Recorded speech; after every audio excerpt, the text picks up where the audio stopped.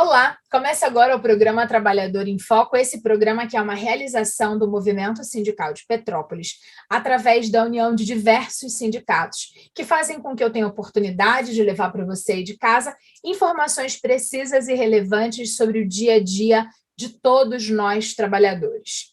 Quando eu falo trabalhadores, eu quero também falar mais do que isso, eu quero falar cidadãos. E quando a gente está falando de Petrópolis, este ano a gente vai falar muito sobre as chuvas, os motivos delas e as consequências que elas geram em todos nós.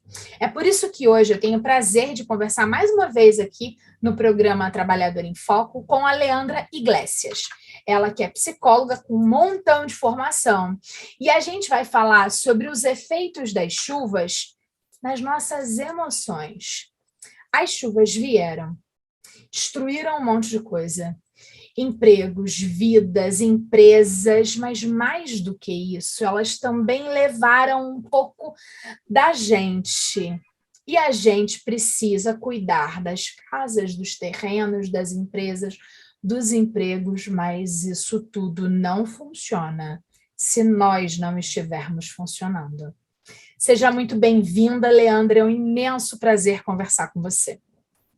Muito obrigada, Carla. É sempre um prazer enorme poder contribuir com o seu trabalho, que é espetacular. Quantas informações você leva de forma ampliada. Tem os seus seguidores, tem os seus fãs, inclusive eu sou uma delas. Ah, né? Sua linda. Obrigada pela gentileza. Então, é com muita honra que eu venho a participar nesse momento tão triste, tão trágico da nossa Petrópolis, né? Quando a gente fala, Leandra, de uma catástrofe como a que aconteceu aqui, e aí a gente não vai nem dizer se ela é climática, social e tal, não sei o quê, mas essa tragédia, ela tem efeitos práticos. E aí, existe um primeiro passo, que são as pessoas que perderam pessoas. E aí tem a questão do luto. Então, o primeiro passo, como cuidar do luto? Quando ele não é um luto individual, quando ele é um luto desta proporção, de uma cidade que perdeu quase 300 pessoas numa tacada só, numa chuva só. Como é que a saúde mental pensa isso? Como é que os entendedores da temática pensam a respeito desse luto coletivo? Exatamente, você começou com a questão principal e primordial, que é esse luto coletivo. Todos nós estamos em luto. Eu não estava aqui, o universo conspirou de forma que, pode dizer Deus, o que quiser, que eu não estava aqui, eu estava em férias, o meu voo foi cancelado 4 vezes, Nossa. E, de fato, realmente não era para eu estar aqui. E eu estava muito feliz com a família, neto, em lugares belíssimos, maravilhosos, e postando né, porque hoje é o que é o movimento da hora, né, posta, Sim. Divide com os amigos de forma virtual, nessa rede social toda que nós estamos engajados, e quando ocorreu, eu era para chegar 5 dias antes, eu era para chegar 10 de fevereiro, e não cheguei. E quando ocorreu o 15 de fevereiro, eu calei, eu não tive coragem, eu não tive, em respeito, eu não estava aqui, mas em respeito aos meus conterrâneos, em respeito, eu até me emociono, eu parei de postar, eu falei, eu não tenho que postar a beleza, a felicidade que eu estou vivendo, se a minha cidade está em luto. E aí eu entrei em luto por um mês, e aí eu ia chegar no dia 20, eu ia chegar. E também, de novo, o voo foi cancelado. Mas a emoção está aqui nesse momento ao falar com você. Eu estou com alguns sintomas de ansiedade neste momento, né? E esse aperto no coração, saber que esse luto coletivo, ele precisa ser vivenciado, ele precisa ser respeitado, ele é silencioso, mas ele faz um barulho tremendo dentro de nós, no nosso coração, na nossa mente. Então, nós estamos todos desajustados, nós estamos todos disfuncionais, não tem como a gente funcionar bem. Eu ainda brinquei com os filhos e com alguns amigos que o meu cérebro entrou em choque entre a beleza de tudo que eu estava vivendo e a tristeza do que eu ao sair à rua, ao sair da minha porta, da minha janela, olhar para o lado, eu daqui olho para o Caxambu, né? Eu daqui vejo a minha calçada. Então, o meu cérebro, Carla, ele se impactou.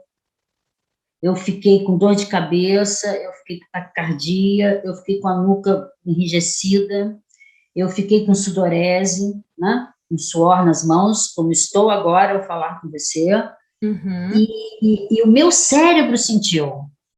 Mas espera aí, como assim? Que realidades são essas? Não é isso? E eu amo a minha cidade, sempre amei muito, e vê-la, nossa, o cheiro, Carla, quando eu cheguei logo depois da Ponte Fones, carro fechado, com ar-condicionado, porque estava quente, eu sentia o cheiro da poeira misturado com a dor.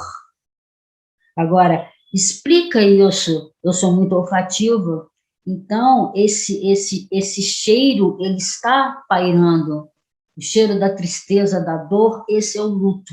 E é o luto que nós temos que viver, que é um luto silencioso, mas que precisamos, de certa forma, me repetindo, respeitar e acolher este luto coletivo. Né? Eu sei que houve algumas atitudes, né, impulsivas, de saque, sempre tem aquelas pessoas que se aproveitam das circunstâncias. Fiquei apavorada com o preço das coisas, com pessoas que foram demitidas, com empregados que foram demitidos, porque algumas empresas foram destroçadas também, né, foram destruídas, enfim. Então, isso tudo gera essa dor, e essa dor é uma dor que é emocional, ela não é uma dor física, ela é uma dor emocional. Quando você falou dos sintomas físicos dessa dor emocional, eu achei isso tão fantástico que eu queria ressaltar para as pessoas perceberem. Você falou em sudorese, e aí a gente está falando da pizza quando sua aqui e em outros lugares do corpo. As mãos. E nas mãos. Os pés. Nos pés. Você falou da questão de uma sensação de palpitação, que é aquela coisa que dá. Taquicardia. Aumento dos batimentos cardíacos. Você falou do pescoço e das dores de cabeça. E aí, Carla, esse ano fui diagnosticada com ansiedade crônica e estou em tratamento. E estou muito feliz de ter encontrado um diagnóstico, de ter entendido o que estava acontecendo com o meu corpo e de estar em tratamento, tanto com psiquiatria como com psicologia. E não tenho vergonha nenhuma de compartilhar com quem está em casa, porque eu não sou louca. Não! Isso é muito legal de falar, porque é só a partir dessa questão de que o outro olha, um outro que ele acha que é normal, e ele fala, nossa, a Carla Coelho, ela não é louca, mas ela é ansiosa, e ela sente isso e está se cuidando, porque é assim que é o contexto importante. Os sintomas que você falou são os sintomas que eu tenho, né? Eu ainda tenho uma outra coisa que eu sempre falo, que parece que é um vulcão. Eu tenho a sensação de que de dentro para fora tá pegando fogo e eu vou ficando vermelha automaticamente, que assim, parece que eu vou explodir. Agora, eu tô sentindo tudo isso porque a gente também tá falando de uma coisa que me dói, e aí provavelmente você de casa vai ver que eu tô mais vermelha, porque eu tô sentindo essa coisa toda. Eu descobri o momento exato que eu precisava de apoio, de ajuda profissional. E aí eu queria que você falasse para o nosso telespectador, com a sua expertise profissional, qual é o momento de buscar ajuda profissional na psiquiatria, na psicologia ou na neurologia para poder dar conta dessa coisa que é emocional, mas que dói neste corpo físico e que a gente que não entende fica tomando remédio para dor de cabeça, fica espirrando o spray no pescoço porque é só o dor de pescoço, né? Ai, não, é uma muscular aqui, ou tá com uma azia, toma um omeprazol e vai fazendo uma medicação louca no corpo e não está tratando a coisa certa. Então, assim, quando, Leandra, que é o momento de buscar ajuda? A primeira coisa, Carla, é desmistificar um conceito antigo, mas que por hora você ainda escuta, que é: eu não vou a psicólogo porque eu não sou maluco. Eu não tomo remédio porque eu não sou maluco. Não tem nada a ver com loucura. Loucura é algo muito mais profundo, muito mais forte e comprometedor. Não existe isso. Primeira coisa é desmistificar isso. Hoje, cada vez mais está se falando na questão da saúde mental. A pandemia veio, desestruturou todo mundo, o mundo inteiro está desalinhado emocionalmente, e a temática da saúde mental, ela ganhou um vulto tão grande, uma proporção tão grande, que os nossos ouvintes, nossos telespectadores devem ter ouvido falar, por exemplo, que o Gabriel Medina, que é o nosso surfista expoente, campeão mundial do surf, ele admitiu a fraqueza. Fraqueza. É fraqueza você não estar bem? Não. É fraqueza você dizer que não está bem, que por isso você não vai participar do campeonato porque você está com depressão e com ansiedade, porque passou por alguns episódios. Ele declarou isso. E outros tantos celebridades, né, pessoas expoentes, é importante que fale isso, porque falando dessa forma, para nós profissionais de saúde mental, a gente tem um pouco mais de abertura e de acesso à dor do outro. Então, olha só, vamos cuidar. Que horas cuidar? É muito difícil admitir, e aí eu abro aqui um parênteses, né? Fico muito feliz de você estar se cuidando. Lembro de algumas conversas nossas particulares. Isso já podia ter acontecido lá atrás, mas em algum momento a gente tem uma resistência e adia.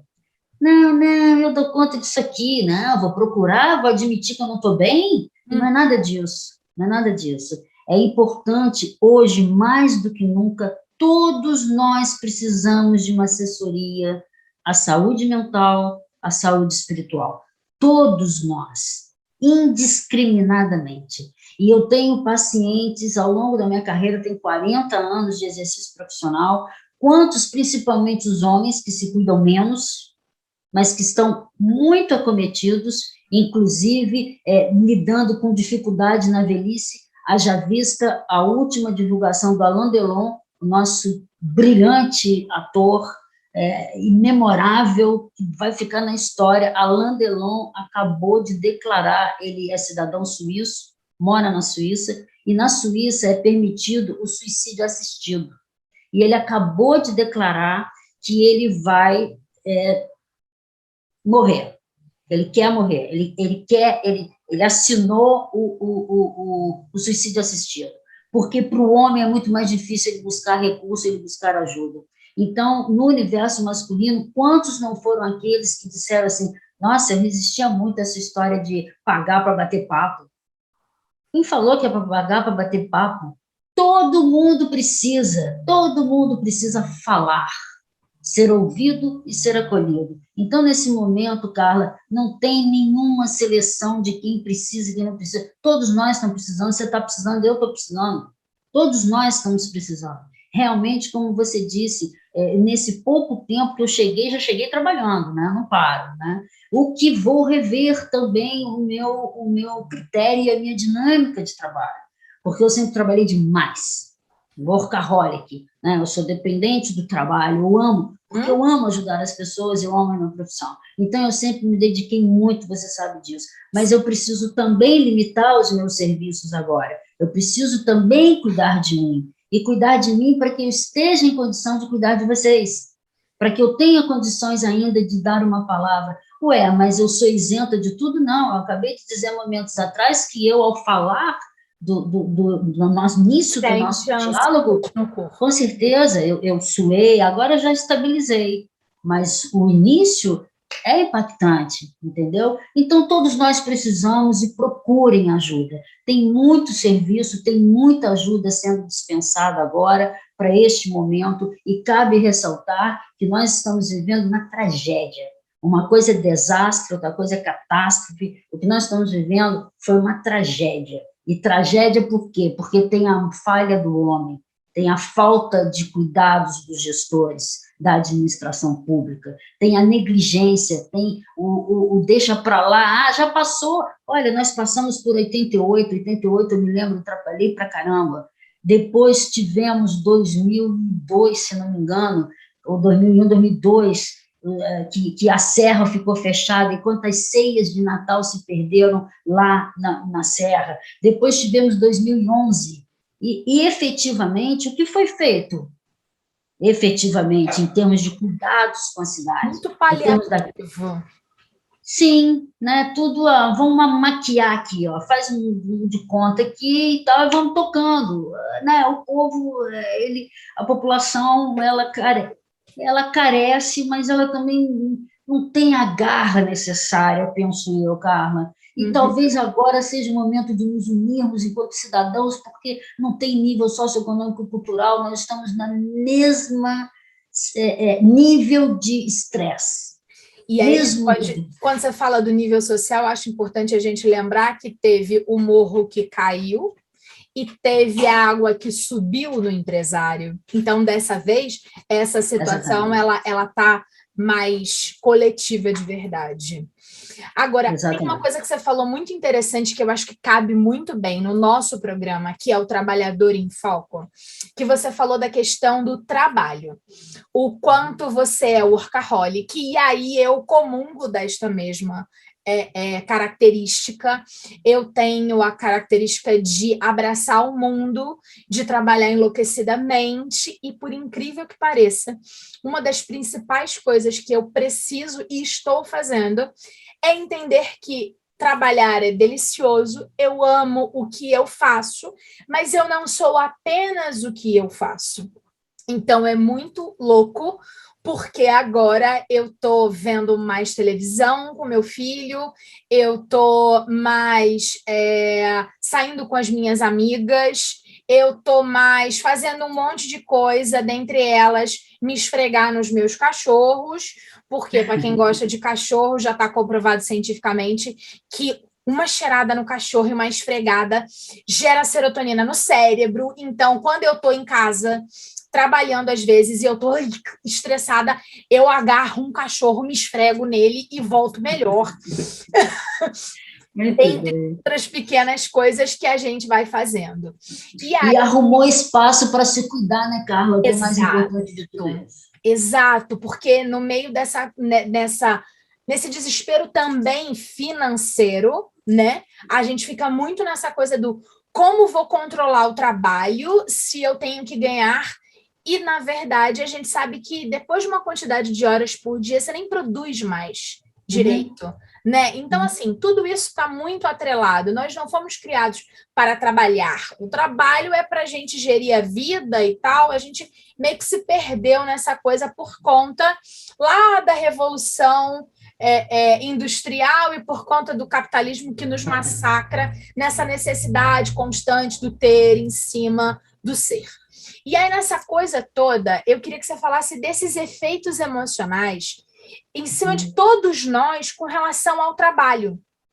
Como é que é isso para quem está observando? Para aquele patrão que acha que está super bem e tem um funcionário que está emocionalmente afetado com esse período que a gente está vivendo.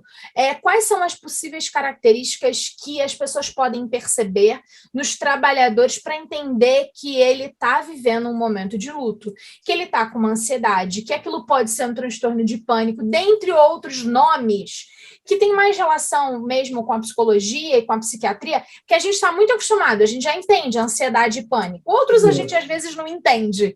Mas o que a gente pode perceber de sintoma no outro para poder entender que ele está precisando de carinho e não de uma pressão profissional? Muito bem. Primeira coisa é o medo, né? O medo também está coletivo. Ele está no individual, no mental de cada um, mas ele também está no coletivo. E o medo pode se expressar de diversas maneiras no comportamento. A ansiedade da mesma forma, a desatenção, falhas técnicas, faltas ao trabalho, agitação motora, ou mesmo agitação na fala, uma fala mais elétrica, uma fala mais atropelada, né? Ou ao contrário, o silêncio, aquela pessoa que era falante e que agora está silencioso, né? Está falando menos, está fugindo de conversas com amigos e era mais sociável, e de repente ele está mais recluso, né? Atrasos, ansiedade na hora de ir embora, está chegando a hora, nossa, tem que ir embora, melhor eu ir embora, né? Então, ou também uma necessidade de achar que ele mudando de emprego ele vai melhorar essa condição que ele está vivendo. Então, você falou muito importante que hoje, mais do que nunca, independente de tragédia vivida, a palavra da hora é o acolhimento. Gratidão entrou na moda. Entrou na moda, muita gente não sabe nem o que é gratidão. E fala gratidão, gratidão, gratidão, nem sabe o que é gratidão. Adoro você, Leandra. Obrigada. Eu tenho essa sensação, e ainda brinco com as minhas amigas que é quase gratiluz, que assim, qualquer coisa é gratidão. Não, essa então da gratiluz, eu falei, pelo amor de Deus, essa agora está terrível, né? Aí não dá. Mas acolhimento, escuta, é o que é mais importante. Não necessariamente você quer que o outro te diga alguma coisa, mas você quer falar. Você quer falar, você precisa falar. Isso, todos os trabalhos que dizem respeito ao tema do suicídio, o próprio slogan do Centro de Valorização da Vida é falar é a melhor solução. Esse é o slogan. Então, escute. Se você não tem nada para dizer, não diga nada, mas escute, acolha. Porque a própria pessoa, ao falar, e isto é a base da psicanálise, né? Porque Freud estudou a psique e entendeu que nós fazemos associação livre. Você vai falando, daqui a pouquinho você diz, eu estou falando isso. Aí você vai fazendo as conexões.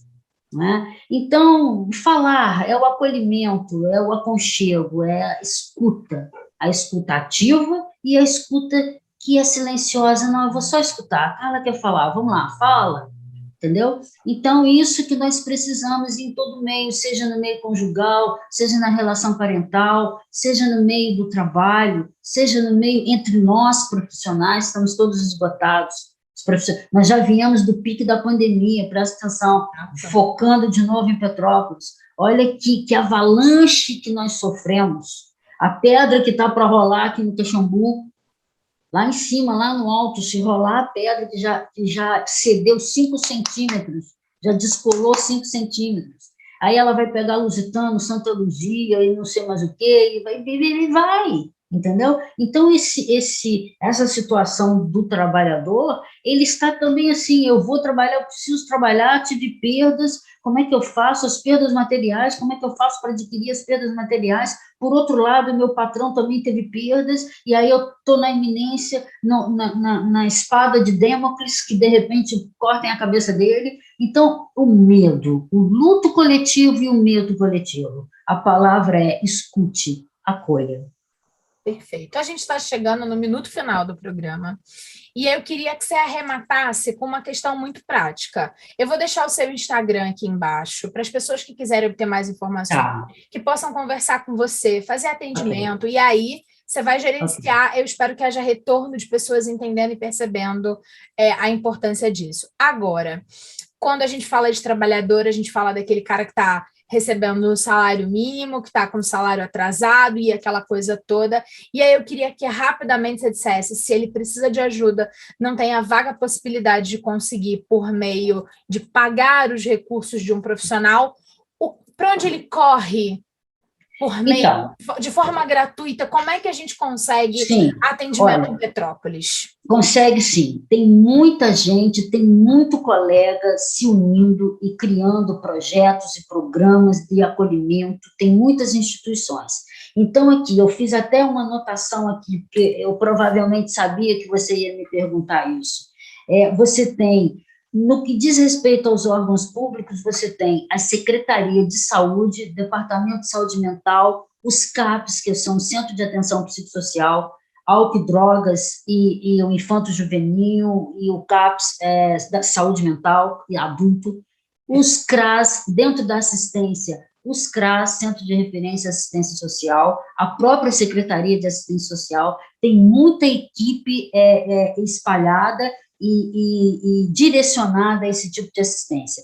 Aqui, perto de casa, a Igreja Wesleyana, tem a USS Petrópolis, com atendimento gratuito, tem a Escuta Solidária Petrópolis, no site do Instituto Jungiano do Rio de Janeiro, entra no site institutojungianorj.org.br, tem lá uma lista de profissionais que já se dispuseram para fazer esse atendimento e essa escuta, e tem também a Igreja Batista da Paulo Barbosa também está com um grupo de atendimento, ou seja, o que é importante é que agora não é hora de achismo e não é hora de aventurar em querer cuidar. Tanto é que, para fechar, houve um movimento num grupo que eu participo do estudo de álcool e drogas, da associação que eu faço parte há muitos anos, e colegas querendo, quer ir para Petrópolis, quer ajudar aqui, isso e aquilo. Aí eu falei, olha, o próprio Conselho Federal de Psicologia recomenda que sejam profissionais que tenham um pouco de capacitação, que seja em tragédias, desastres e catástrofes. Não basta ser psicólogo. Claro que a escuta é muito boa, mas nós temos muita responsabilidade naquilo que falamos. Então, é muito importante que procure pessoas que estejam também capacitadas a ouvir este momento. Uma coisa é ser psicólogo, outra coisa é ser psicólogo para ouvir este momento, para escutar os enlutados, para escutar e saber orientar nesse momento específico que nós estamos passando, que é de tragédia. Maravilha. Leandra, muitíssimo agradecida. É sempre um imenso prazer conversar com você. É sempre uma grande aula. Foi uma delícia. Obrigada de verdade. Muito obrigada, Carla. À disposição, como sempre. Obrigada a você de casa que ficou com a gente. Eu espero que para você esse bate-papo tenha sido tão bom quanto foi para mim. E do lado de cá, uma ansiosa que compartilha o fato de estar procurando e caminhando um passo de cada vez para cada dia estar melhor. É importante cuidar do corpo, da saúde, mas da cabeça é fundamental. Um beijo grande e até a próxima semana. Tchau, tchau.